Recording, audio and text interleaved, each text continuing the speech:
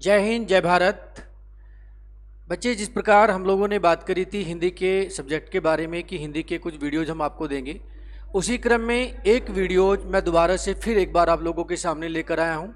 इससे जो पहले वीडियोज आप लोगों को मिली होगी उसमें आपने देखा होगा कि हमने तद्भव और तत्सम को बहुत ही बारीकी से समझाया है कि किस प्रकार से आप तत्सम और तद्भव को पहचान सकते हैं। तो उसी प्रकार से जिस प्रकार से आपने तत्सम और तद्भव के प्रश्नों को देखा है और उनको देखा होगा कि उसमें जो ट्रिक इस्तेमाल की गई है उसके अनुसार आप बहुत आसानी से तत्सम और तद्भव को देख सकते हैं। इसी टॉपिक के अनुसार अब हम बात करते हैं अलंकार की, जो एक बहुत खास टॉपिक है। और अलंकार में खासकर जो हमने बात की थी कि अलंकार थोड़ा सा टफ लगता है, किंतु अगर हम ट्रिक के माध्यम से उसको देखेंगे तो वो बहुत आसान हो जाएगा।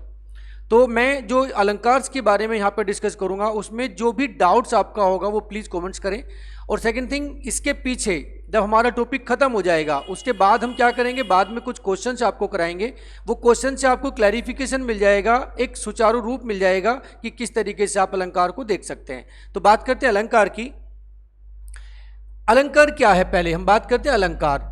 अलंकार किसी भी काव्य में, किसी भी बात करने के ढंग में जो हमारे शब्दों का एक अलग से कहने का ढंग या बोलने का ढंग या उसमें संजीदगी या उसमें अपनापन जो हम अलग से लगाते हैं वो क्या कहलाता है, अलंकार कहलाता है। अर्थात हम खुले शब्दों में कह सकते हैं कि काव्य में या कहानी में जो अपनी तरफ से लगाएगी संजीदगी वाले शब्द या अच्छे वाले शब्द जो हम इस्तेमाल करते हैं वो सब क्या कहलाते हैं, अलंकार कहलाते हैं। जिस तरह एक स्त्री को हम बहुत सारे आभूषण पहना के सुंदरता प्रदान करते हैं, उसी प्रकार अलंकारिक शब्दों का इस्तेमाल करके हम काव्य की शोभा बढ़ाते हैं। आगे देखिए, अलंकार क्या है। कविता से लेके उसके साधन को बढ़ाने में हम अलंकारों का इस्तेमाल करते हैं और साहित्य में अलंकारों का इस्तेमाल करते हैं। अलंकारों में हमने अलंकारों को 3 प्रकार से विभाजित किया है। पहला क्या है, शब्द अलंकार, दूसरा क्या है, अर्थालंकार, और तीसरा क्या है, उभयालंकार। अगर हम बात करते हैं शब्द अलंकार की, तो शब्द अलंकार वह अलंकार है बेटा जिसके अंदर शब्दों के अंदर बहुत सारी बातें छुपी हुई हो। जहाँ पे आप एक शब्द बोलते हैं तो आपको लगता है बड़ा खराब है, दूसरा शब्द बोलता है बहुत अच्छा है। जहाँ पे तू और तुम के बाद भी आप, तो जहाँ पे तू से हम आप पे आए तो दोनों में अंतर हो गया। तू का मतलब है एकदम रूखापन आ जाता है और आपका मतलब है बहुत एकदम अपनापन आ जाता है। तो वही शब्द अलंकार, जिस प्रकार जो शब्दों के अंदर इस प्रकार का अलंकार पाया जाता है वो क्या कहला जाएगा, शब्द अलंकार। अर्थात उसके शब्द का अर्थ बदल जाए। जहां पे हम तू शब्द का इस्तेमाल करेंगे हमारा अपनापन खत्म हो जाता है, जहां हम आप शब्द का इस्तेमाल करेंगे वहां पे अपनापन क्या है, बढ़ जाता है। तो जहां पे शब्द पार्टिकुलर शब्द के ऊपर अर्थ की वैल्यू हो, शब्द का भेद हो, वो हमारा क्या कहलाएगा, शब्द अलंकार। बात करते हैं अर्थालंकार की। अर्थ के ऊपर हमारी ध्वनि, हमारी भाषा में हम किस प्रकार की बात करते हैं, वो जो बात हमारी है उसका क्या अर्थ निकल रहा है, वो सब क्या कहलाएगा, आपका अर्थालंकार कहलाएगा। अर्थात जहां पे आपके मुंह से निकली हुई बात या किसी जगह पे लिखी हुई बात का अलग अर्थ हो जाए वो क्या कहलाएगा, अर्थालंकार। आगे बात करते हैं उभयालंकार। जहां पे आपकी ध्वनि और अर्थ दोनों का इस्तेमाल हो वहां पे क्या कहलाएगा, आपका उभयालंकार होगा। आगे बढ़ते हैं। अभी अगर बात करते हैं शब्द अलंकार की, जहां केवल शब्द में या शब्दों के कहने, यहां देखिए, जहां केवल शब्द या शब्दों के कहने या प्रयोग करने में विभिन्नता या उसे शब्द अलंकार कहते हैं। जहां पे शब्दों के बोलने में या शब्दों के कहने में अंतर पैदा हो जाए वह क्या कहलाएगा, शब्द अलंकार होगा। जैसे शब्द अलंकार वर्णगत, शब्दगत और काव्यगत तीनों होते हैं। हम वर्णों का इस्तेमाल करते हैं, हम अपनी टोन चेंज करते हैं। ओए, आइए, अलग अलग वर्ण है। ओए एक रूढ़ भाषा में शब्द हो जाएगा और आइए ये क्या हो जाएगा, एक बिल्कुल अच्छी भाषा में शब्द हो जाएगा। तो जहां पे शब्दों के अंदर एक बहुत अपनापन पैदा किया जाए और शब्दों के अंदर के साथ साथ काव्य की भाषा में मैया मोरी मैं नहीं माखन खायो, एक अजीब सी ट्यून है, एक मातृत्व है, एक प्रेम है, किसके प्रति, कहने वाले के प्रति और सुनने वाले के प्रति। तो यहाँ पे शब्दालंकार शब्दगत और काव्यगत होते हैं, वो क्या कहलाता है, शब्दालंकार। बात करते हैं शब्दालंकार की संख्या कितनी होती है। शब्दालंकार की संख्या 7 होती है। कितनी होती है, 7। आपसे यह भी प्रश्न पूछ सकता है बेटा कि ये मत सोचिए कि अलंकार ही पूछेगा, आपसे पूछते हैं शब्दा अलंकार कितने प्रकार के होते हैं, तो आपको लिखना होगा 7 प्रकार के होते हैं। कितने? 7 प्रकार के होते हैं। और 7 प्रकार में सबसे पहला क्या है? अनुप्रास अलंकार। दूसरा क्या है? यमक अलंकार। तीसरा क्या है? श्लेष अलंकार। चौथा है वक्रोक्ति अलंकार। पांचवा पुनराक्तावधाभास अलंकार। और छठा पुनरुक्ति अलंकार। और सातवां विप्सा अलंकार। आपसे अगर ये पूछता है कितने प्रकार के, 7 देना है। मगर आज जो हम डिस्कस करेंगे खास की, उसमें हमारा जो एग्जाम में पूछा जाने वाला है वो आपका अनुप्रास अलंकार बहुत आता है, यमक अलंकार बहुत आता है, और कभी कभी श्लेष अलंकार से भी पूछा जाता है। आप बिल्कुल वरी ना हो, घबराए ना। जो अलंकार एग्जामिनेशंस में पिछले पुराने पेपर्स में आया हुआ है, वो बिहार गवर्नमेंट का हो या बाकी स्टेट गवर्नमेंट्स का हो, उसके अंदर अधिकतर हमने देखा है कि अनुप्रास अलंकार, यमक अलंकार और श्लेष अलंकार से ही बहुत सारे प्रश्न आए हैं। तो आज हम इस छोटी सी वीडियो में आप लोगों को सिर्फ वो चीज़ बताना चाहते हैं जिसको सुनकर, जिसको जानकर आप एग्जाम क्रैक करने के लिए आगे बढ़ सकें। दूसरी बात देखते हैं, अगर हम बात करते हैं अनुप्रास अलंकार की, तो अनुप्रास अलंकार क्या है? अनुप्रास का मतलब है अनु प्लस प्रास से मिलकर बना है, जिसका अर्थ होता है अनु माने बार बार और प्रास माने पास में। क्या होता है? अनु जमा प्रास। अनु माने बार बार, प्रास माने पास। अनु प्रास, अनु माने बार बार और प्रास माने पास। जहां पे बार बार और पास में हो, जहां पे बार बार और पास में हो, वो क्या कहलाएगा? अनुप्रास अलंकार कहलाएगा। जैसे इसने लिखा अनुप्रास शब्द अनुप्रास से मिलकर बना है, जिसका अर्थ अनु जमा बार बार। अनु बराबर बार बार, प्रास माने पास पास होना। अर्थात जहां वर्णों की आवर्ती, जहां मैं अंडरलाइन कर रहा हूं उसको ध्यान से देखना है, यही इंपॉर्टेंट है इसमें। जहां वर्णों की आवर्ती पास पास हो, वहां अनुप्रास अलंकार होगा। अभी हम बात करते वर्ण क्या है। जब हमने वर्णमाला आप लोगों से डिस्कस करी थी तो बेटा उसमें बताया था कि वर्ण क्या है। वर्ण, जितनी भी वर्णमाला के अंदर जो भी शब्द आ जाए, वो स्वर हो या व्यंजन हो, वो सारे क्या कहलाते हैं? वर्ण है। जैसे वर्ण की अगर हम बात करते हैं तो कै क्या है? वर्ण है। पै क्या है?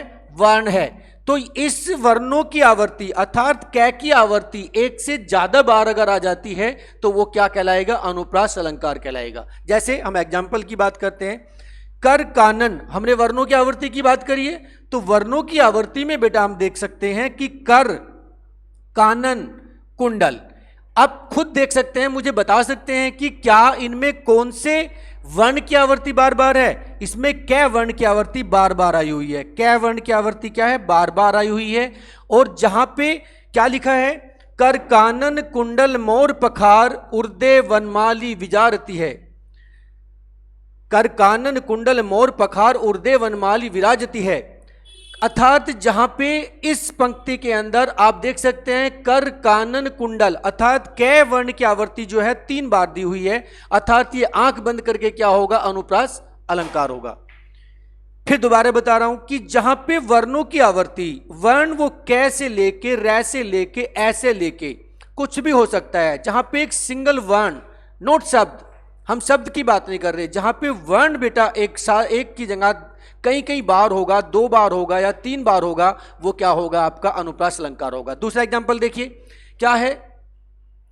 बंदौ गुरु पदु पदम पुराना। बंदौ गुरु पदु पदम परागा। अर्थात यहां पे जो है वर्णों की आवर्ती किसकी है? यहां पे पै वर्ग की आवर्ती जो है वो कितनी बार है? यहां पे 3 बार है। अर्थात ये भी क्या होगा? अनुप्रास अलंकार होगा। तीसरा देखते हैं, प्रभु मुद्री का मेल मुख माही। अर्थात यहां पे जो है मैं शब्द की जो है, जो मैं वर्ण की जो आवर्ती है वो कितनी बार होगी है? 4 बार होगी है। अर्थात ये भी क्या होगा? अनुप्रास अलंकार ही होगा। सिर्फ आपको जब प्रश्न को आप देखते हो उसमें बहुत बड़ी गलतियां कर देते हो पढ़ने में। उसको सबसे पहली चीज आपको देखना है बेटा कि आप पढ़ क्या रहे हो। उसमें आपको वर्णों की आवर्ती मिल रही है तो आपको फिर आगे ढूंढने की जरूरत नहीं है। आपको पता कि एक वर्ण की आवर्ती 1 से 2 बार, 2 से 3 बार और 3 से 4 बार दोबारा तिबारा आ रही है, तो आपको क्या करना होगा? वो सीधे अनुप्रास अलंकार कर देना होगा। नेक्स्ट देखिए, चारु चंद्र की चंचल किरणें। चारु, चंद्र, चंचल। अर्थात यहां भी च वर्ण की आवृत्ति जो है वो क्या है, आपकी 3 बार आ रखी है, तो ये भी आपका क्या होगा, अनुप्रास अलंकार ही होगा। नेक्स्ट देखते हैं, चंदू की चाची ने चंदू के चाचा को, जो बहुत पुराना है, हम अपने जमाने से सुनते आ रहे हैं, अनुप्रास अलंकार का बहुत पुराना उदाहरण हुआ करता था। चंदू की चाची ने, अर्थात च की आवृत्ति जहां पे हर लाइन के बाद च की आवृत्ति हो। चंदू की चाची, चंदू के चाची ने चंदू के चाचा को चांदनी चौक में चांदी की चम्मच से चटनी चटाई। अर्थात च की आवृत्ति कितनी है, 1 2 3 4 5 6 7 8 9। अर्थात जहां पे किसी भी ऐसे वर्ण की आवृत्ति बार बार आए वह आपका अनुप्रास अलंकार ही होगा। तो इसमें देखने वाली चीज क्या है, जैसे काली काली कूकू करती, यहाँ पे कै वर्ण की आवृत्ति कई बार है, कैली काली कूकू करती, कै यहाँ पे भी 5 बार आवृत्ति आई हुई है। तो कुल मिला के हम कह सकते हैं कि शब्दालंकारों में उपमा एवं उपमान नहीं होता है। दूसरी चीज, अगर हम अनुप्रास अलंकार की बात कर रहे हैं तो अनुप्रास अलंकार में सिर्फ आपको इतना ही देखना है कि जहां पे वर्णों की आवृत्ति बेटा एक बार हो और एक बार से बहुत, वो जो कै है जो एक बार देखा आपने, उसकी आवृत्ति अगर बहुत बार हो रही है तो वो क्या होगा, अनुप्रास अलंकार होगा। दूसरी चीज जानने वाली क्या है, शब्द अलंकारों में उपमा और उपमान नहीं होता है। उपमा और उपमान के बारे में अभी इसमें आगे बताएंगे, उपमा उपमान क्या होता है। अर्थात फिर भी हम बता रहे हैं कि उपमा और उपमान आपके किसी भी शब्द अलंकार के अंदर नहीं होता है। उस अलंकारों में सबसे जरूरी चीज क्या होती है कि वर्णों की आवृत्ति को ही प्रमुखता दी जाती है।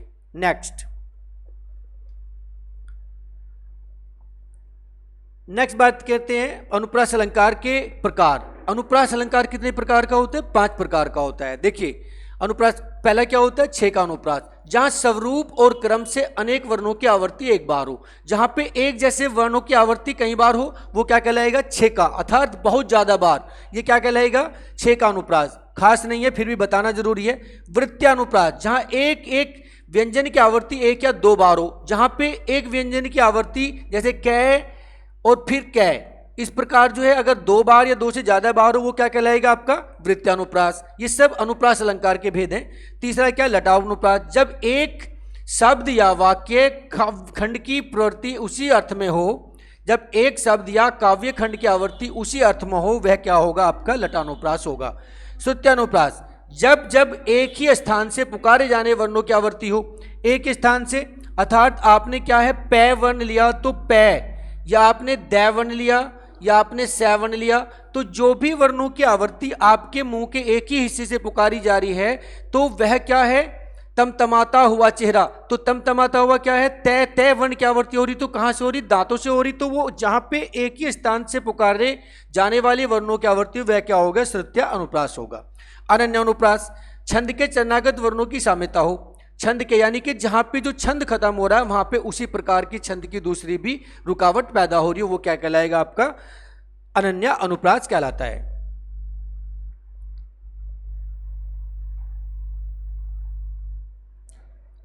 नेक्स्ट आगे बढ़ते हैं। देखिए अब बात करते हैं यमक अलंकार की। यमक अलंकार, जिस रचना में भिन्नार्थक, दोबारा देखिए यहां पे, जिस रचना में भिन्नार्थक अथवा निरर्थक शब्दों की आवर्ती 2 या उससे अधिक बार आए उसे यमक अलंकार कहते हैं। जिस रचना में भिन्नार्थक अथवा निरर्थक शब्दों की आवर्ती 2 या 2 से अधिक बार आए उसे अलंकार कहते थे।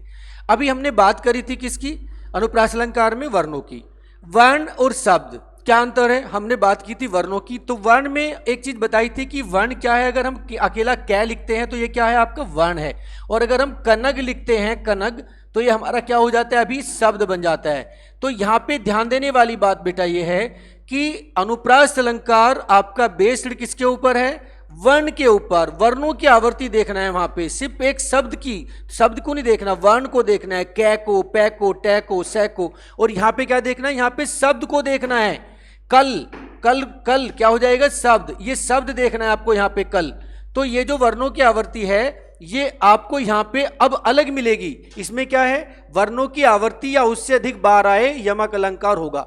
निरर्थक, काम वाम, शाम दाम, दंड वंड, यानी कि जहां पे एक का अर्थ हो दूसरा क्या हो, निरर्थक हो।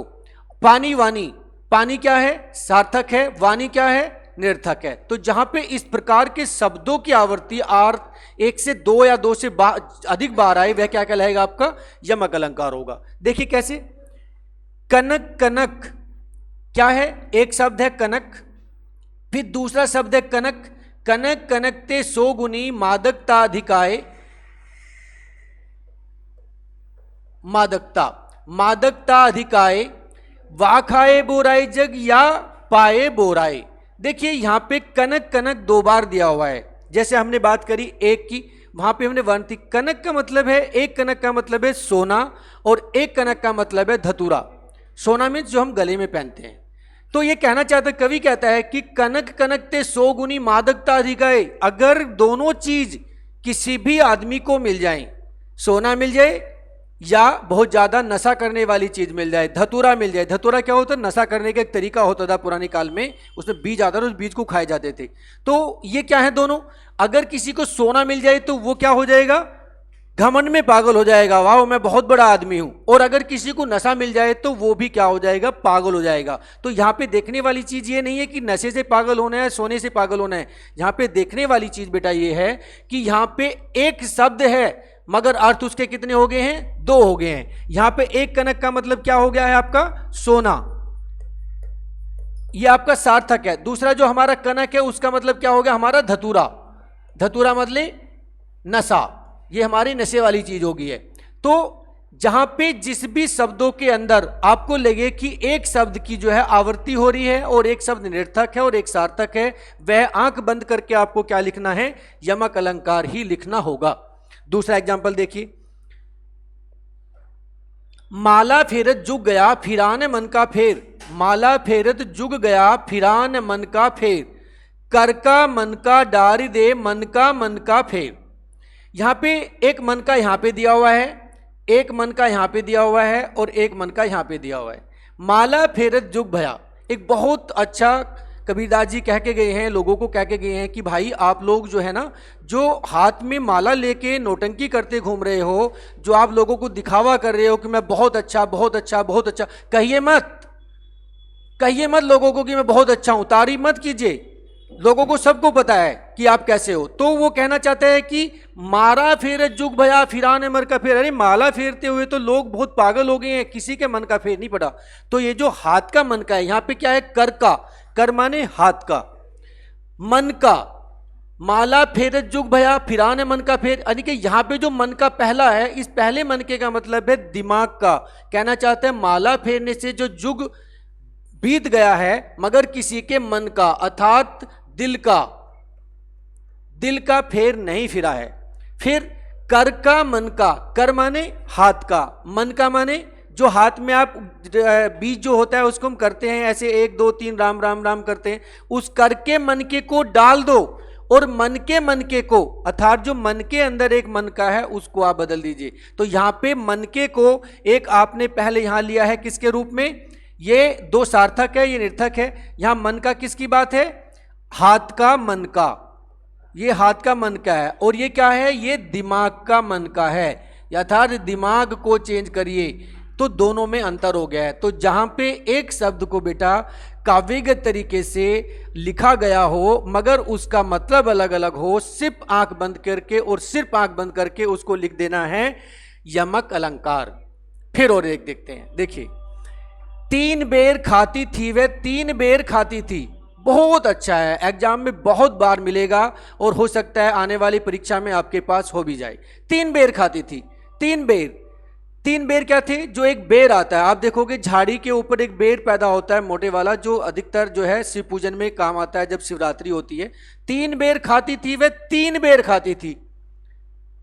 तो बड़ा अजीब लगे, 3 बेर खाती थी 2 बार क्यों? नहीं, ये बोलते हैं 3 बेर खाती थी मगर वो 3 बार खाती थी। ये जो बेर है, इस बेर से मतलब उसका क्या है? फल से मतलब है। ये क्या है? आपका फल है। और ये जो बेर है इसका मतलब था बार, कितनी बार खाती थी, यानी कि एक बार नहीं खाती थी, वो 3 बेर को 3 बार खाती थी। तो जहां पे एक बेर और 2 बेर का आपस में एक दूसरे का अंतर हो, शब्दों में अंतर हो, वो सीधे सीधे क्या हो जाएगा? यमक अलंकार हो जाएगा। फिर देखते हैं काली घटा का घमंड घटा।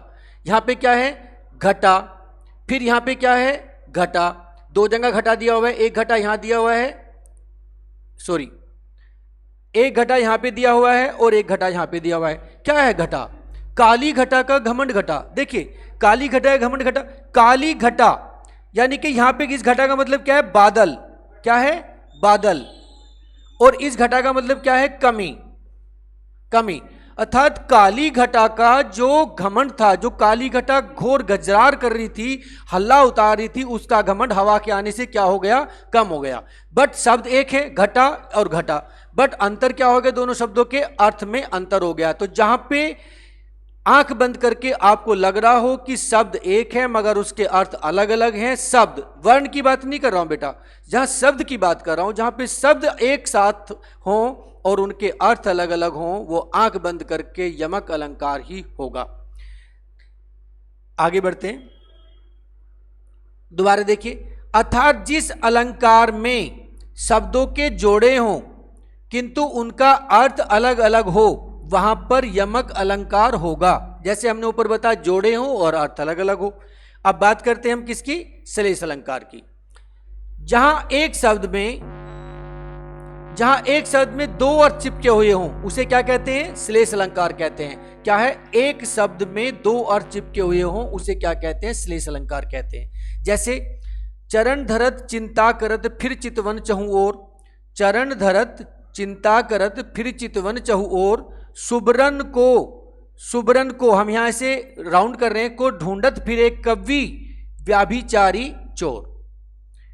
अभी हमने वर्ण को पढ़ा कि वर्ण की अगर आवृत्ति होती है अनुप्रास होगा। हमने शब्द को पढ़ा कि शब्द की अगर आवृत्ति होगी तो क्या होगा, आपका यमक अलंकार होगा। अब हम श्लेष अलंकार पे आते हैं। श्लेष अलंकार में बोलता है जहां एक शब्द में अर्थ चिपके हुए हो, अर्थात शब्द एक होगा, उस शब्द में क्या होगा कि अर्थ अलग अलग हो जाएगा। देखिए इसमें क्या दिया है, चरण धरत चिंता करत फिर चितवन चहु ओर, एक एक छोटा छोटा कदम रखकर आगे बढ़ रहा है और दिमाग में चिंता बढ़ती जा रही है। सुबरन को ढूंढत फिरे कवि व्याभिचारी चोर। यहां पे सुबरन का मतलब क्या है, अलग अलग हो गया, शब्द एक है। कवि के लिए क्या है, यहां पे सुंदरता का मतलब है। जो कवि है यहां पे सुबरन जो शब्द दिया है इन्होंने, सुबरन कवि के लिए क्या है, सुंदरता। यहां कवि के लिए क्या है, कवि शब्द के लिए सुंदरता। व्याभिचारी के लिए क्या है यहां पे सुबरन, व्याभिचारी के लिए क्या है, व्याभिचारी के लिए यहां पे क्या है, स्त्री से संबंध है। अर्थात व्याभिचारी आदमी जो है वो स्त्री को ढूंढ रहा है। सुबरन को ढूंढत फिरे, कवि क्यों है, इस सुबरन का अर्थ कवि के लिए क्या बन जाता है, आपका सुंदरता बन जाता है। व्याभिचारी आदमी के लिए क्या बन जाता है, स्त्री का बन जाता है। और चोर के लिए क्या बन जाता है, सोने का बन जाता है। अर्थात एक ही शब्द को बेटा उसने तीन शब्दों में रूपांतरित कर दिया है। कैसे, चरण धरत चिंता करत फिर चितवन चहु ओर, सुबरन को ढूंढत फिरे कवि व्याभिचारी चोर। सुबरन मतलब एक शब्द है दिया हुआ है उसने पहले, जिस अलंकार के शब्द में दो अर्थ चिपके हुए हैं उसे श्लेष अलंकार कहते हैं। अर्थात सुबरन पहला अर्थ क्या है, किसके लिए, कवि के लिए। कवि के लिए सुंदरता, कवि ढूंढ रहा है सुंदरता, बहुत अच्छे से मार्मिक वर्णन मिले मैं उसके बारे में लिखूं। व्याभिचारी ढूंढ रहा है, कोई सुंदर स्त्री मिले मैं उसको देखूं, कुछ उल्टा पुल्टा करूं। और चोर ढूंढ रहा है सोने को।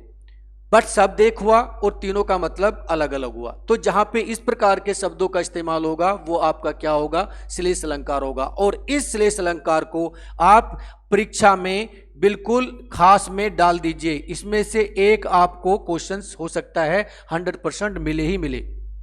बिल्कुल वरी ना हुआ करो, चिंता ना करो करो बेटा। आप लोग जो भी चीज़ हिंदी में आप लोगों को नहीं आती उसको हम यहाँ पे डिस्क्राइब कराएंगे। बिल्कुल ये सोचने की ज़रूरत नहीं है कि आप लोग नहीं जानते तो मत बताइए, नहीं, जो भी चीज़ आप नहीं जान रहे हैं उसको हमें टेलीफोनिकली बताइए। यहाँ पे सेलफोन्स होते हैं, कॉमेंट्स होते हैं। अगर हमारी भी क्लासेज नहीं है ऑनलाइन में, बाकी सर लोग की क्लास है, उसमें आप लिख दीजिए सर पार्टिकुलर सोन सो वीडियोज में इस चीज़ का डाउट हो क्लैरिफाई कराइए। हम क्लैरिफाई करने के लिए बैठे हैं आप लोगों के यहाँ पे। आप हमारे लिए बहुत प्रिय हैं। सो इंपॉर्टेंट है कि जो चीज़ यहाँ पे बताई जा रही है उसको आप एक बार, दो से तीन बार सुने ताकि वो आप लोगों को क्लैरिफाई हो जाए। आगे बढ़ते हैं। फिर दूसरा दिया, रहीमन पानी राखिए बिन पानी सब सून, पानी गए न उबरे मोती मानस चून। देखिए बहुत अच्छा दिया है, बोला है कि रहीमन पानी राखिए बिन पानी सब सून। बोलते कबीरदास जी, तुलसीदास जी बोलते, कबीरदास जी बोलते हैं कि कबीरा पानी राखिए, पानी को संभालिए, रहीमन पानी राखिए बिन पानी सब सून, पानी गए न उबरे मोती मानस चून। अगर पानी खत्म हो गया, पानी को संभाल के रखिए। और ये आप लोगों के लिए भी जरूरी है कि पानी को आप संभाल के रखिए। समरसेबल चला के छोड़ दिया और आराम के साथ आप बैठे हैं घर में एसी में, नहीं, गलत चीज है वो। तो बोलता है कि रहीमन पानी राखिए बिन पानी सब सून, पानी गए न उबरे। अर्थात अगर पानी खत्म हो गया, उबरे का मतलब है खत्म हो गया, तो मोती की चीजें पैदा होगा, पानी में पैदा होगा, फिर मोती पैदा नहीं होगा। मानुष आप लोग जिंदा नहीं रहोगे। और चून आटा भी फिर रोटी बनाने लायक गीला नहीं होगा। अर्थात उसने एक शब्द में उबरे में क्या कर दिया, तीनों चीजों का वर्णन कर दिया कि पानी को संभालिए, अगर पानी खत्म हो गया तो तीनों चीज बर्बाद हो जाएंगी। क्या, ना मोती पैदा होगा, ना मानू जिंदा रहेगा, और ना ही फिर आप जो पराठा बनाते हो चकचकाचक, वो चकचकाचक पराठा भी आपका फिर दोबारा से नहीं बनेगा। ओके, आगे बढ़ते हैं। हे प्रभु हमें जीवन दान दो। जिंदगी पानी दोनों अर्थ है। अर्थात यहां पे देखिए जीवन दान एक ही शब्द है, अर्थात जीवन भी वही है और दान भी वही है। तो यहां पे भी जहां पे इस प्रकार के शब्द आए वो भी आपका श्लेष अलंकार हो जाएगा। फिर दोबारा एक बार रिपीट कर, अर्थात जिस अलंकार में शब्दों के अर्थ एक ही शब्द में चिपके हों वह श्लेष अलंकार होगा। शब्दों के अर्थ हम दोबारा एक बार फिर आपको दिखा देते हैं इसको रिपीट करके, क्योंकि ये बहुत ज्यादा खास है। हमने इसमें देखा था कि सुबरन एक शब्द आया था, सुबरन एक शब्द था। बेटा थोड़ा खोलना, इसको बड़ा करना, थोड़ा हो गया मुझसे वो।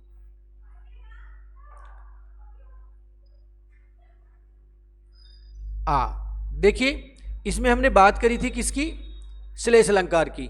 तो जहां पे क्या था, हमने एक बात की थी सुबरन एक शब्द था मगर अर्थ तीन थे। दूसरा उबरे एक शब्द था, शब्द तीन थे।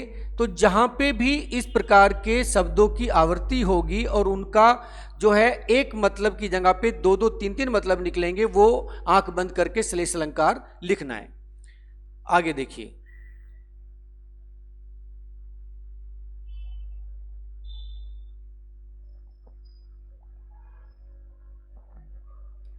बेटा ऊपर ही जा रहा है, थोड़ा सा ऊपर, नहीं और होगा, नीचे है, ऊपर कर दीजिए।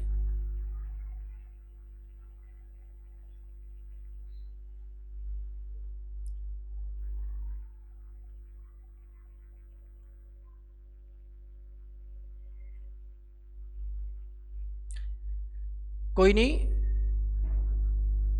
जो भी यहाँ पे अलंकारों के बारे में हम आपको बता रहे हैं, जो भी इससे कंसर्न टॉपिक्स होंगे या जो इससे कंसर्न वीडियो के साथ में जो भी मटेरियल्स होगा वो भी आपको पीडीएफ में यहाँ पे अवेलेबल होगा। अब देखिए क्या है, इसके बाद हम क्या कर रहे हैं, इसके बाद हमारा पुंडाक्तभात अलंकार। जिस अलंकार में कही गई बात का दोबारा एहसास होना या कराया जाना, जिस अलंकार में कही गई बात का दोबारा एहसास होना या कराया जाना पुंडाक्तभात अलंकार कहलाता है। जैसे हिमगिरी के मस्तिष्क से निर्जर बह चला पसीना, हिमगिरी के मस्तिष्क से निर्जर बन बह चला पसीना, पानी में है जान सभी की, पानी ही है जीवन जीना। अर्थात जहाँ पर एक बात कही जा रही हो मगर उसका एहसास दोबारा फिर कराया जाए, वहाँ पे क्या होगा, पुंडाक्तभात अलंकार होगा। जैसे क्या है, पानी में है जान सभी की, पानी में है जान सभी की, जीवन ही है जीना। अर्थात पानी नहीं होगा तो जीवन तो वैसे ही चला जाएगा, बट फिर भी दोबारा से इसमें पानी की बात अलग की गई है और जीवन की बात अलग की गई है। जहां पे इस प्रकार की बातें करी गई होंगी वह क्या होगा, पुंडाक्तभात अलंकार होगा। वक्रोक्ति अलंकार, वक्रोक्ति का अर्थ है उक्ति से बना, अर्थात टेढ़ापन, कुछ चीज ऐसे छुपा के बोली जाए जहां पे अलग दिखाया जाए किसी बात को, वो क्या, वक्रोक्ति का बना टेढ़ा। वक्रोक्ति बना था टेढ़ा, मतलब जहां पर श्रोता द्वारा वक्ता की बातों का अन्य मतलब निकाला जाए उसे वक्रोक्ति अलंकार कहते हैं। जैसे अरे गौरवशालिनी मान जाओ, अपनी मुस्कुराहट इधर उधर ना बखेरो। अर्थात एक कोई भी जो है, एक आदमी किसी अपनी पत्नी को कहता है कि ये गौरवशालिनी, अपनी मुस्कुराहट इधर उधर मत बखेरो, अर्थात वो कहना चाहता है, उसकी बातों में कुछ छुपाव है कि आप जिस प्रकार हंस रही हैं उस प्रकार मत हंसिए, आपके लिए खतरा हो सकता है या बाकी लोगों के लिए खतरा हो सकता है। तो जहां पे किसी बात को छुपा के बात में टेढ़ापन पैदा करके किसी चीज को कहा जाए, वह क्या होगा? वक्रोक्ति अलंकार होगा। जैसे कि अपनी मुस्कान इधर उधर ना बखेरो, अर्थात इधर उधर बखेरने का मतलब है कि आप जो कर रहे हैं, जो हंस रहे हैं, वो ठीक नहीं है, वो आपके लिए और दूसरों के लिए हानिकारक हो सकता है। या तो उसने बात तो कही किसके लिए? स्त्री को, मगर उसका मतलब क्या है? बहुत अलग निकल जाता है। आगे बढ़ते हैं। पुनरुक्ति अलंकार। पुनरुक्ति का अर्थ होता है जहां एक ही बात को दोबारा दोहराना या दोबारा कहना। जैसे कैसे आएगा? एक बात है बस, और उसको आपने दो दो बार, तीन तीन बार किया। जैसे क्या है? ढुलमुल ढुलमुल, चंचल चंचल। हम एक शब्द को दो दो बार करते हैं, ढुलमुल ढुलमुल, चंचल चंचल, चला जा रहा हूं रथ पर मैं।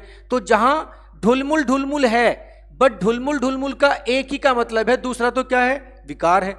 तो जहां पे एक शब्द, एक विकार, एक शब्द, एक विकार, इस प्रकार की आवर्ती शब्दों की आए, वहां पे क्या होगा? आपका पुनरुक्ति अलंकार होगा।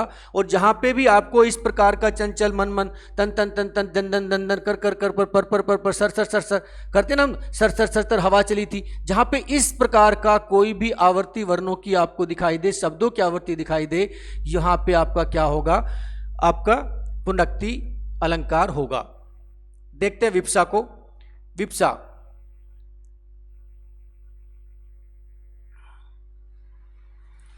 विप्सा, विप्सा में क्या है?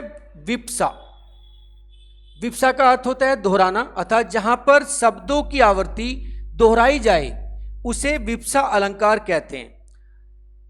अब शब्दों की आवर्ती को दोहरा रहे हैं और उनका मतलब भी अलग अलग है। देखिए कैसे? मधुर मधुर गीत सुनाते रहो, प्यारे प्यारे से बच्चे न्यारे न्यारे से घूम रहे हो।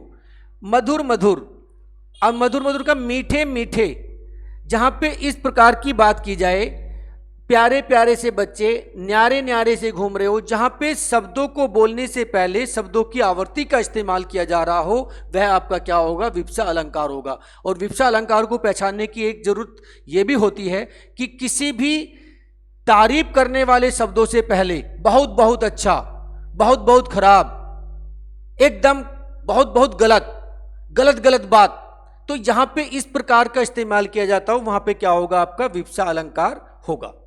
अब बात करते हैं, हमने अभी बात किसकी करी है? आपके सिर्फ शब्द अलंकार की बात की है।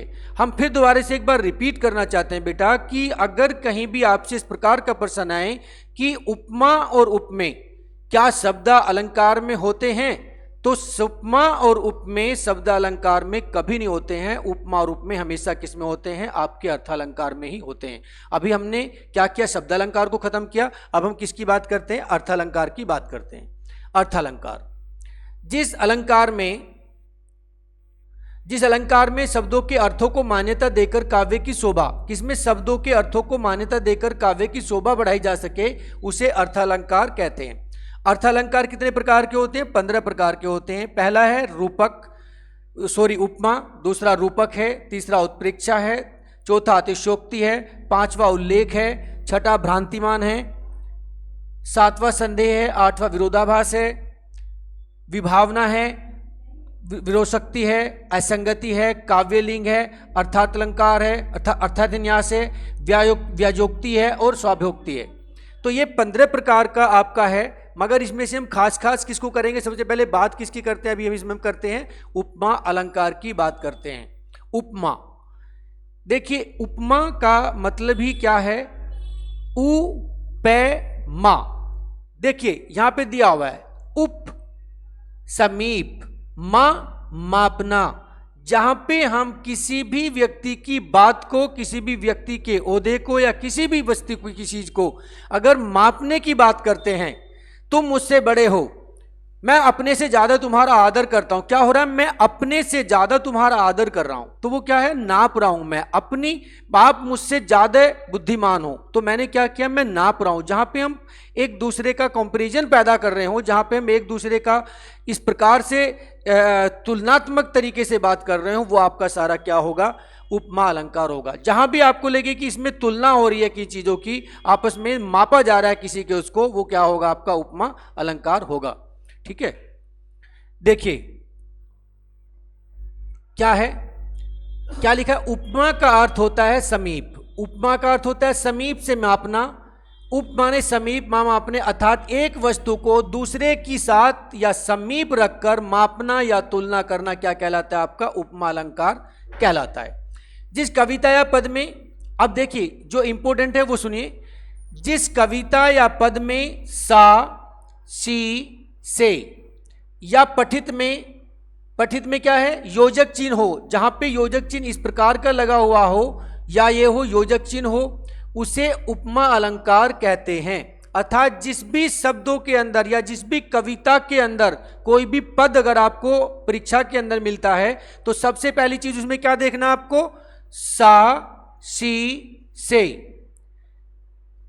उसके जैसा, उसके जैसी, उसके जैसा, जहां पे इस प्रकार का, उसके, उसकी, उसका, जहां पे कंपैरिजन की वाले शब्द पैदा हो और या कहीं पे योजक चिन्ह लगाओ, वो क्या होगा? उपमा अलंकार होगा।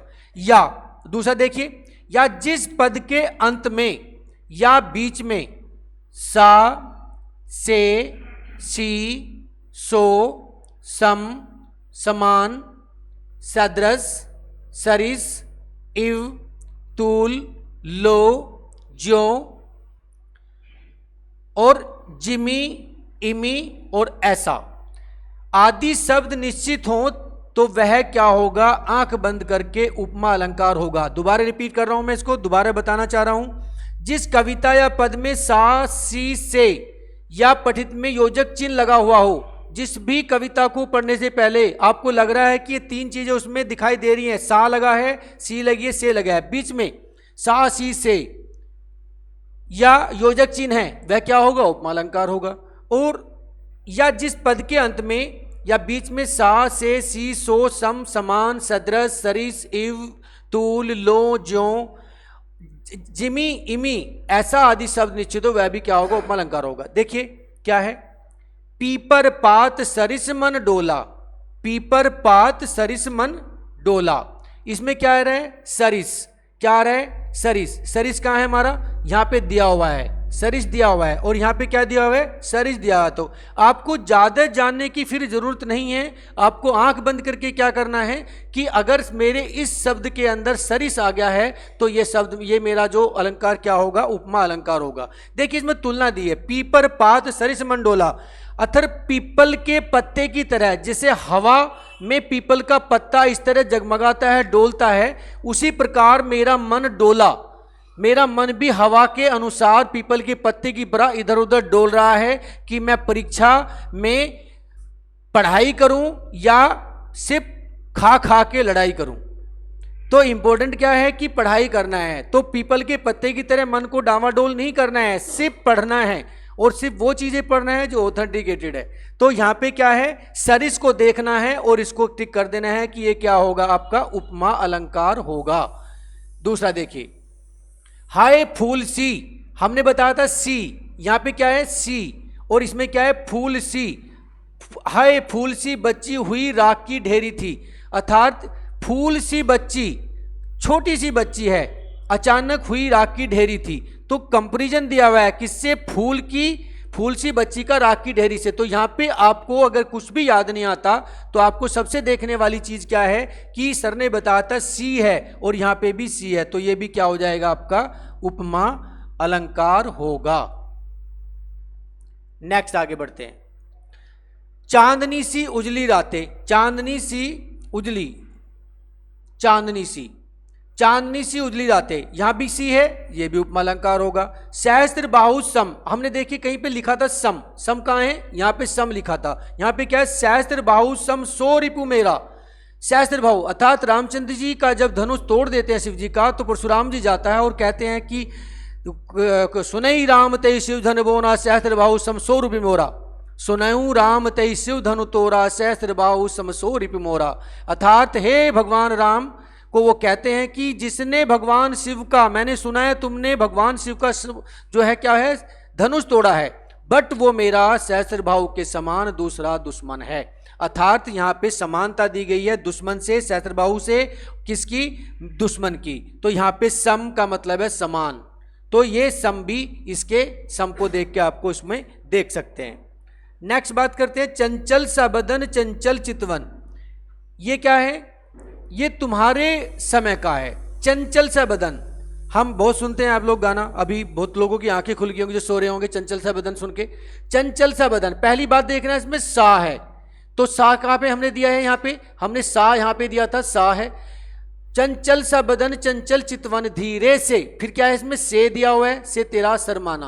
अर्थात यहाँ भी कंपेरिजन दिया हुआ है। यहाँ पे क्या दिया हुआ है? हमने जो बताया था आपको पहले कि इसमें क्या है, एक दूसरे शब्दों की क्या है? तुलना है। तो यहाँ पे चंचल सा बदन यानी कि एक बदन की तुलनात्मक वर्णन किया गया है। फिर चांद सी महबूबा, सी देखा है आपने यहाँ पे, सी हमारे यहाँ पे भी है, तो चांद सी महबूबा होगी। चांद की खूबसूरती का वर्णन वो अपनी महबूबा के साथ में करना चाहता है, तुलनात्मक अध्ययन कर रहा है, प्लस उसमें सी का इस्तेमाल हो रहा है। ये भी क्या होगा? आपका उपमा अलंकार होगा। आगे बढ़ते हैं।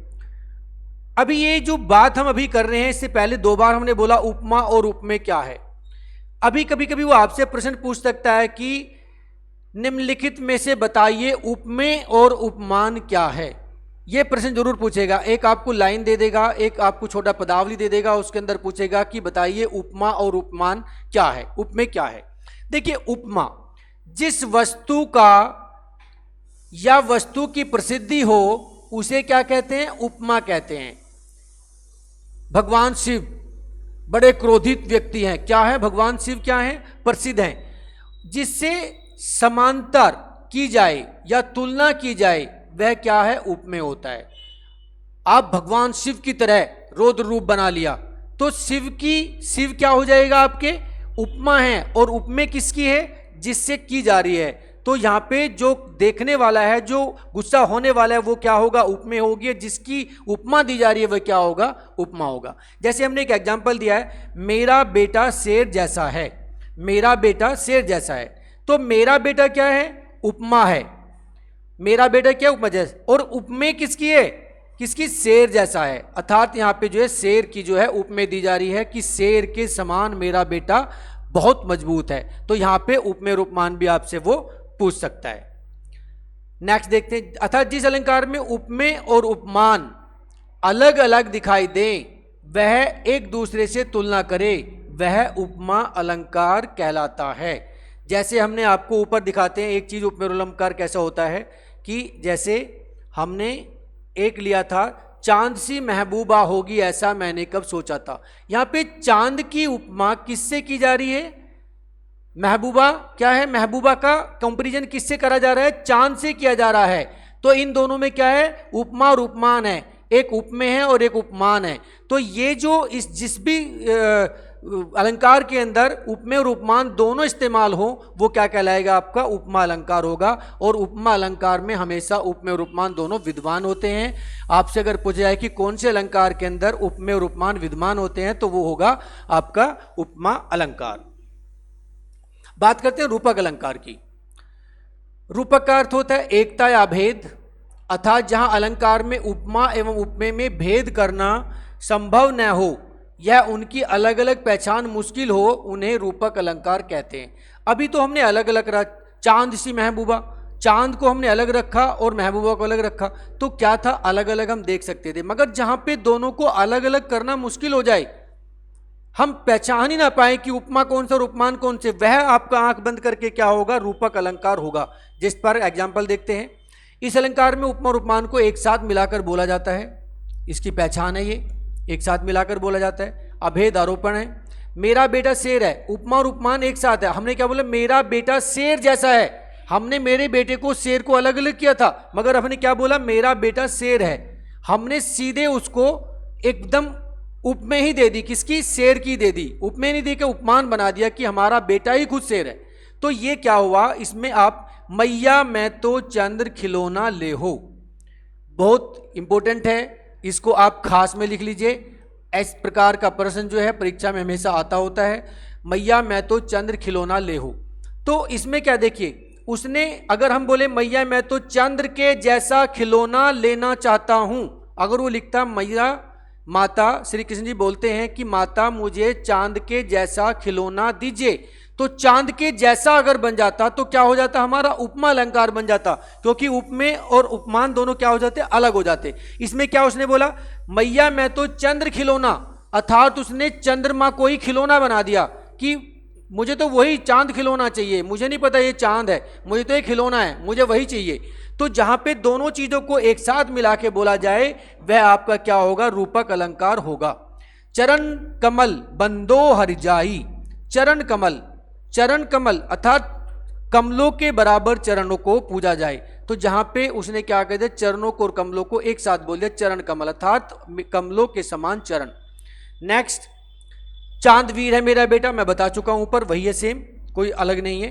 तू मेरी जिंदगी है, तू मेरी हर खुशी है, तू मेरी जिंदगी है, आपके बिना मैं जिंदा नहीं रह सकता, मर जाऊंगा। अगर ये बात कहें तो क्या बन जाएगा, उपमा बन जाएगा। अगर हमने कहा तू मेरी जिंदगी है, भाई सीधी सी बात है, वो कहना चाहता है कि तू मेरी जिंदगी है, अर्थात अगर तुम नहीं रहोगे तो मैं मर जाऊंगा, तो उसने उस बात को छुपाया, और उसका जो छुपाव है, तू मेरी जिंदगी है, तू मेरी हर खुशी है, तो ये जो दोनों शब्द में उसने छुपाया है, ये एग्जाम्पल्स मैंने आप लोगों को समझाने के लिए रहा, क्योंकि आप इस तरह की भाषा जल्दी समझ पाते हो।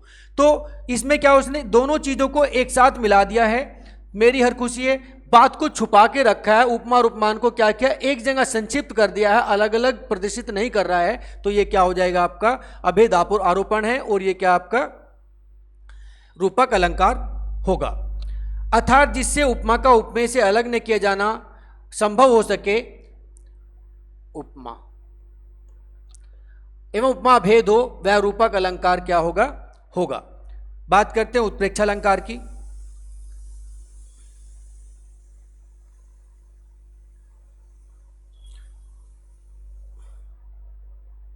उत्प्रेक्षा की, उत्प्रेक्षा, उत्प्रेक्षा का अर्थ होता है ऊंचा देखना या प्रधानता से देखना, अर्थात संभावना करना या सोचने से परे कार्य का होना, उत्प्रेक्षा अलंकार कहलाता है। उत्प्रेक्षा में मानो, मनु, मनहु, जानो, जनु, जनहु आए, वह भी उत्प्रेक्षा होगा। अर्थात जहाँ पे जिस भी अलंकार के अंदर आपको मानो, मनु, मनहु, जानो, जनु, जनहु, कितने शब्द हुए, 1 2 3 4 5 और एक 6, जहां पे ये 6 शब्द मिले आपको किसी भी कविता के अंदर या किसी भी पंक्ति के अंदर, उसको आंख बंद करके क्या करना, उत्प्रेक्षा अलंकार करना। जैसे वस्तु, अब ये प्रकार के कितने प्रकार के होते हैं उत्प्रेक्षा अलंकार, 3 प्रकार के होते हैं। वस्तु उत्प्रेक्षा अर्थात वस्तु में संभावना देखना, हेतु उत्प्रेक्षा कार्य में संभावना देखना, और फलोत्प्रेक्षा फल में संभावना देखना। आपसे प्रश्न इस प्रकार पूछ सकता है कि उत्प्रेक्षा अलंकार कितने प्रकार के होते हैं, या आपसे पूछ सकता है कि हेतु उत्प्रेक्षा अलंकार कौन से अलंकार का एक भेद है। तो हेतु उत्प्रेक्षा अलंकार किसका है, आपका उत्प्रेक्षा अलंकार का भेद है। देखिए, बर्फ से भी ठंडी हो रही हैं किताबों, किताबें, किताबें बर्फ से भी ठंडी हो रही हैं, क्या है, से भी ठंडी हो रही हैं, अर्थात किताबों का कंपेरिजन उसने किससे किया है, बर्फ से किया है, जहां पे उसने बर्फ से किया है। विच घूंघट पटहीन मानहु सरिता विमल, मानहु आ गया है, आपका क्या होगा, उत्प्रेक्षा अलंकार होगा, मानो मनहु। जल दरत जुगमीन क्या होगा, ये भी क्या होगा, आपका उत्प्रेक्षा अलंकार होगा। चेहरा है या चांद खिला, अर्थात इसके अंदर भी उसने क्या कर रहा, उत्प्रेक्षा अलंकार को रखा है, क्योंकि उसने इसके अंदर जो है एक कंपैरिजन पैदा किया है, एक प्रधानता देखी है एक दूसरे को आपस में ऊंचा बैठाने की। हमने पहले लिखा है कि उत्प्रेक्षा का अर्थ है ऊंचा देखना है, प्रधानता से, अर्थात संभावना करना है, सोचने से परे कार्य का होना। चेहरा है या चांद खिला, सीधी सी बात है, चेहरा ऐसा है कि जैसे चांद खिल गया हो, अर्थात बात ऐसे कर रहा है कि जो संभव ही ना हो, जहां पे संभव बात ना की जा रही हो, वह क्या होगा, आपका उत्प्रेक्षा अलंकार होगा। आगे बढ़ते हैं, बात करते हैं अतिशयोक्ति। जहां किसी भी वस्तु या पदार्थ के बारे में बढ़ा चढ़ाकर बोला जाए या प्रस्तुत किया जाए, उसे अतिशयोक्ति अलंकार कहते हैं। जैसे भूख सहस्र 10 एक ही वारा, लगे उठावत टरत नटारा। देखिए, क्या लिखा है, जहां किसी वस्तु या पदार्थ के बारे में, जहां किसी भी वस्तु पदार्थ या आदमी के बारे में इस प्रकार की बात की जाए कि जिसका कोई जोड़ ही ना हो, जहां पे देखने से ही सुनने से लगे कि बिल्कुल एकदम परफेक्टली झूठ है, वह शब्द क्या होंगे सारे, वह अतिशयोक्ति अलंकार में होगा था, जिसका कोई मतलब ही नहीं निकलता है। जैसे भूप है, भूप, भूप माने राजा, भूप राजा, भूप सहस्त्र 10 एक ही 12 लगे उठावन टरत नटारा।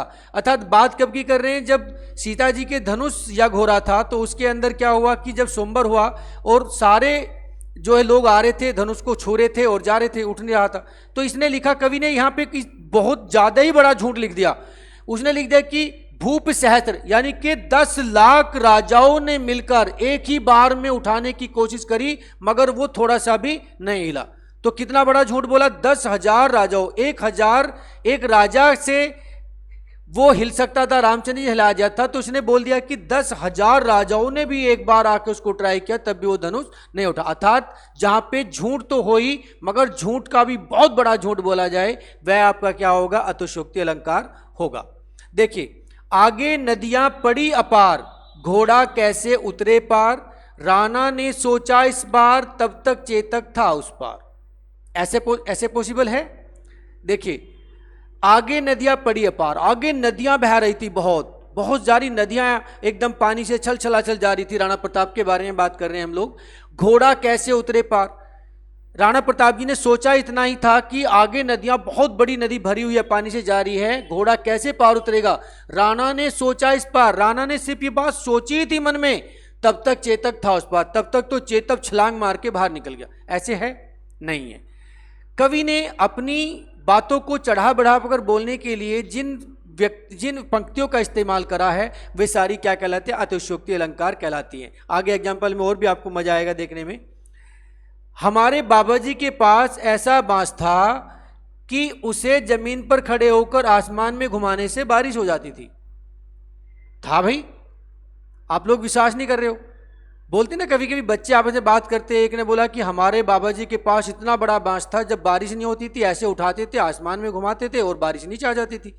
तो जहां पे झूठ का बहुत बड़ा रूप प्रकट होता हो, अर्थात बात को इतना चढ़ा बढ़ाकर बोला जाए कि जिसका कोई तोड़ ही ना हो, वह आपका क्या होगा, अतिशयोक्ति अलंकार होगा। जैसे हम कभी कभी बोलते हैं, अरे हम तो बहुत, बस क्या करें, सुबह को तो हम सिर्फ दूध मलाई के अलावा कुछ खाते ही नहीं है। पता चला कि उसने कोलगेट नहीं किया सुबह से, भाई ने तो कोलगेट नसीब नहीं हुआ उसको सुबह से, वो दूध मलाई की तो बात बहुत दूर है। तो जहां पे खोखला झूठ इस्तेमाल किया जा रहा है और वो भी बहुत बड़े वाला झूठ इस्तेमाल किया जा रहा हो पंक्ति में या काव्य में, वो क्या कहलाता है, आपका अतिशयोक्ति अलंकार होगा। अर्थात संभव बात जहां होना, जहां असंभव बात होना पाया जाता हो वह अतिशयोक्ति अलंकार होगा। अब अतिशयोक्ति के भेद आगे जो अलंकार उनकी बात करते हैं, उल्लेख है, जो बाकी अलंकार उनकी बात करते हैं। उल्लेख है किसी का वर्णन अलग अलग तरीके से करना, उल्लेख अलंकार होता है। भ्रांतिमान है, भ्रम में रहकर बात करना, भ्रांतिमान अलंकार होता है, भ्रम में रह के बात करते हैं। संदेह, जहां पूरा यकीन न हो वह आपका संदेह अलंकार होगा। विरोधाभास, जहां कविता में विचारों का विरोधाभास हो। जो खास अलंकार थे वो बता दी, फिर मैं इनको रिपीट कर रहा हूँ। विभावना, विशिष्ट भावना या सिर्फ कल्पना की जा रही हो जहाँ पे विभावना है। विरोधोक्ति है, विशेष कथन होते हुए भी प्रदर्शन न करना। आगे देखते हैं असंगति, जहाँ कारण एवं कार्य दोनों अलग अलग हो। असंगति, जहाँ पे मैच ही ना हो दोनों का आपस में। काव्यलिंग, कविता में किसी अर्थ का कारण से समर्थन करना। अर्थान्यास, मतलब एक ही बात का दूसरे से संबंध होना।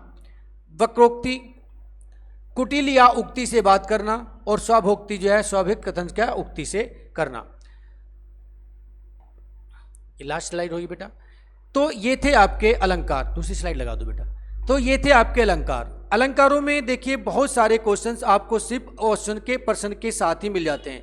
आपको हिंदी में खासकर अलंकार को या बाकी चीज़ों को देखने से पहले सिर्फ इतना देखना जरूरी है कि जो भी प्रश्न को आप पढ़ रहे हैं बेटा, उसको आप दोबारा जरूर पढ़ें। हिंदी को जितना आप प्रश्न को ठीक से पढ़ेंगे, आपका आसान सवाल उतना ही जल्दी आप कर सकते हो। आप क्या करते हैं, बहुत जल्दी में पढ़ते हैं और उसका आंसर ढूंढते हैं नीचे। नहीं, पहले आप क्या करिए, प्रश्न का जवाब देने से पहले आप सबसे पहले उस प्रश्न को पढ़िए, सोचिए, और जो चीज़ आपने ट्रिक्स लिखी है, जो हमने ट्रिक्स का इस्तेमाल किया है, उसका आप इस्तेमाल करें।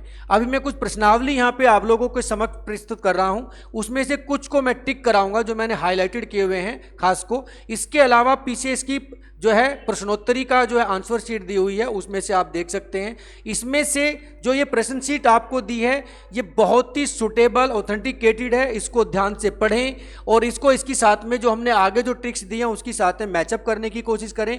डरे ना, पैनिक ना हो, समझे बात को बस। हिंदी बहुत बड़ी चीज नहीं है, आपको 33 नंबर पे पास होना है। 33 की बजाय आपको ये ना सोचे कि 33 पता, आप सोचेंगे मुझे 90 नंबर लाना है, तो वो सोच के आप हिंदी में काम करें। जहां पे भी डर लगता है उस डर को बाहर निकालें, हमारे सामने फेंकें, उस डर का इलाज करके हम वापस आपको दोबारा देंगे। अब बात करते हैं प्रश्नावली की। बस देखिए क्या है, धवनी मई करके गिरी कंदरा, कलिल कानन के लिए निकुंज को। क्या है, यमक अलंकार है। यमक अलंकार क्यों है, देखिए आप खुद देखिए इसमें क्या हो रहा है। इसमें क्या वर्ती है, बेटा मार्क कर देना है एक बार, आ गया।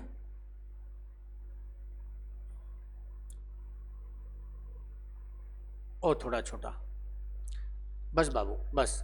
देखिए शायद ऊपर चला गया बेटा, रुको मैं कर लेता हूं ऊपर।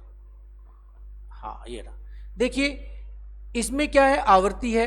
यहाँ पे आवृत्ति, अब मैं बताऊंगा नहीं, सिर्फ आपको दिखाना है इसमें क्या चीज़ की आवृत्ति है। वर्णों की आवृत्ति है, क्या दिया हुआ है, यमक अलंकार दिया हुआ है, साइन कर सकते हैं। उसी तपस्वी से बड़े लंबे थे देवदार के दो चार खड़े।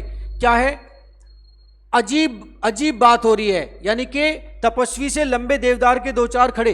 तो यहाँ पे प्रतीप यानी कि एक संभावना दी गई है, ये प्रतीप है। उसी तपस्वी से बड़े से लंबे थे देवदार दो चार खड़े। नेक्स्ट देखिए, सारी बीच नारी है कि नारी बीच सारी है। क्या है, अभी आपसे बात करी थी संदेह की, सारी बीच नारी है या नारी बीच सारी है। कब का, ये कब का वर्ण है, जब द्रौपदी का चीरहरण होता और दुशासन उनका चीरहरण कर रहा था तो वो सारी को निकालते जा रहे थे, तो तब ये वर्डिंग बोली गई थी, सारी बीच नारी है कि नारी बीच सारी है, नारी ही की सारी है कि सारी की ही नारी है। कहना चाह रहा था कि सारी बीच नारी है, नारी के बीच में सारी है या सारी की ही बनी हुई नारी है, नारी की ही सारी है, सारी की ही नारी है। तो ये क्या है, संदेह था। इसमें क्या है, आपको जहां पे संदेह हो रहा हो किसी पंक्ति के अंदर, वो क्या होगा, संदेह होगा। नेक्स्ट देखिए, ये आप खुद कर सकते हैं। साथ ही स्वर्ण संसार सजाता, स क्या है, अनुप्रास अलंकार आ रखा है। आगे बढ़ते हैं, इसमें बीती भावरी, कुंद इंदु संदेह, उमा रमन उपमा अलंकार है, देख सकते हैं। इसमें कुंद इंदु सन, इसमें अलग अलग वर्ण का अलग अलग तरीके से मतलब दिया हुआ है, तो क्या होगा, उपमा अलंकार है। बीती विभावरी जार सी, क्या है, रूपक अलंकार है, देख सकते हैं। जहां बिना कारण के कार्य का होना पाए जाए वहां कौन सा अलंकार होगा, विभावना होगा। जहां बिना कारण के कार्य का होना पाया जा रहा हो वे क्या होगा, विभावना होगा। नेक्स्ट बात करते हैं, चरण कमल बंदो रघुराई। इसके बाद ये सारे जो प्रश्न जो हम छोड़ रहे हैं, जो नहीं करा रहे, वे सारे प्रश्न आपको प्रश्नावली में देख के करना है। और ध्यान देने वाली चीज़ ये है कि जो भी प्रश्न आप इसमें देख रहे हैं उसको लिखें, उसको पढ़े ना, सिर्फ ये ना देखें कि आपने सिर्फ एक बार वीडियो सुन लिया उसको छोड़ दे, नहीं, उसको बेटा आप निकालिए, इसको उठाइए, इसको लिखिए, लिखने के बाद में याद कीजिए। तो उससे क्या होगा आपको कि प्रश्न को लिखना आएगा, जहाँ पे उसमें मात्रा का इस्तेमाल है, कोमे का इस्तेमाल है, जहाँ पे आपके वर्णों की आवृत्ति का इस्तेमाल है, वो आप सीख जाओगे। दूसरी चीज़, आगे बढ़ते हैं, देखिए पीपर पास सरिस मंडोला, क्या है, उपमा अलंकार है। आपका रहीमन पानी राके बिन पानी सब जो भी हमने बताया है, श्लेष अलंकार है। कुल मिला के जो भी ये प्रश्नावली आप लोगों के सामने, इसको आप देख सकते हैं, स्क्रीन बोर्ड पे भी है और आगे आपको ये पीडीएफ के माध्यम से मिल जाएगी। तो मैं कहना चाहता हूं कि अलंकार के जो आपका डर था उसको बाहर निकालिए। जो भी आगे टॉपिक्स आने वाले हैं, इससे पहले तत्सम तद्भव का टॉपिक दिया है हमने, वो भी बहुत अच्छा टॉपिक है, उसमें भी आप देखेंगे तो तत्सम तद्भव आपको उंगलियों पे आ जाएंगे। इसी तरह अलंकार में जो खास अलंकार थे, बाकी को छोड़ दीजिए बेटा, जो खास अलंकार थे उन अलंकारों को मैंने यहाँ के डिस्क्राइब किया है शॉर्ट टाइम के कारण। और ये प्रश्नोत्तरी जो आपको मिल रही है यहाँ पे, इस प्रश्नोत्तरी को आप पढ़ें, इसके पीछे इसका आंसर शीट दी हुई है, मैं दिखा सकता हूँ आपको। यहाँ पे देखिए, यहाँ पे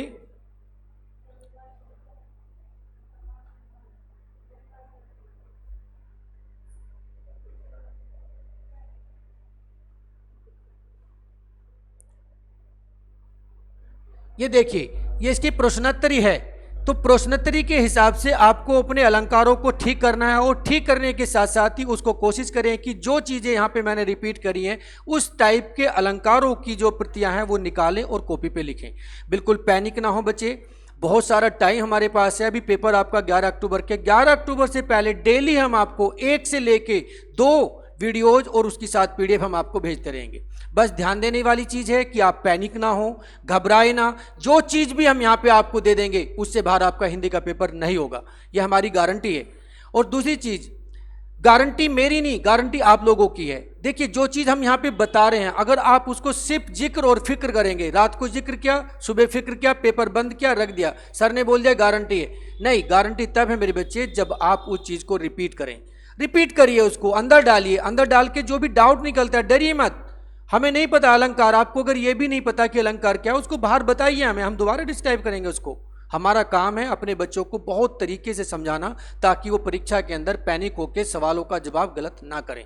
मैं दोबारा पुनः निवेदन करता हूं कि वीडियोज को आप दोबारा देखा करें बेटा, उसमें फालतू चीज़ें लिखने की बजाय आप हमें उसमें लिख दीजिए, डायरेक्टली लिख दीजिए कि ये चीज़ हमें समझ नहीं आ रही है। मैं दोबारा नेक्स्ट वीडियोज में उसी टॉपिक को, भले वो अलंकार का हो, उसको मैं 5 मिनट दे के उन टॉपिक्स के जो आपके डाउट्स हैं उनको क्लैरिफाई करूंगा। दूसरी चीज़, पढ़ने का एक तरीका और है, जब आप हिंदी पढ़ते हैं या बाकी सब्जेक्ट पढ़ते हैं, अपनी एक डाउट बुक बनाइए। मैंने ऑफलाइन क्लासेज में बताया है कि जो भी आप पढ़ रहे हैं, मैंने ये पढ़ा, मेरा डाउट रह गया है, मैं क्लैरिफाई नहीं कर सकता, उस डाउट को बेटा आप लोग एक डाउट बुक बना के एक पेज पर डाउट लिख लीजिए।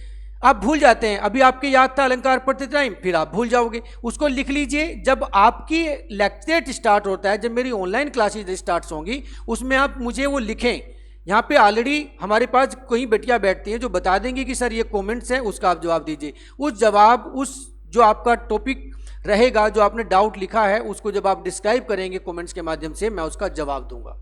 डरे ना, पैनिक ना हो, बहुत अच्छे से अपने एग्जाम की तैयारी करें। जो भी चीज़ आपका वीक लग रहा है उसको टेलीफोनिकली डॉक्टर रहमान सर को, डॉक्टर मुन्ना सर को या हमें टेलीफोनिकली बताएं, हम उस वीडियो को जल्दी डालने की कोशिश करेंगे। अपना ख्याल रखें। जय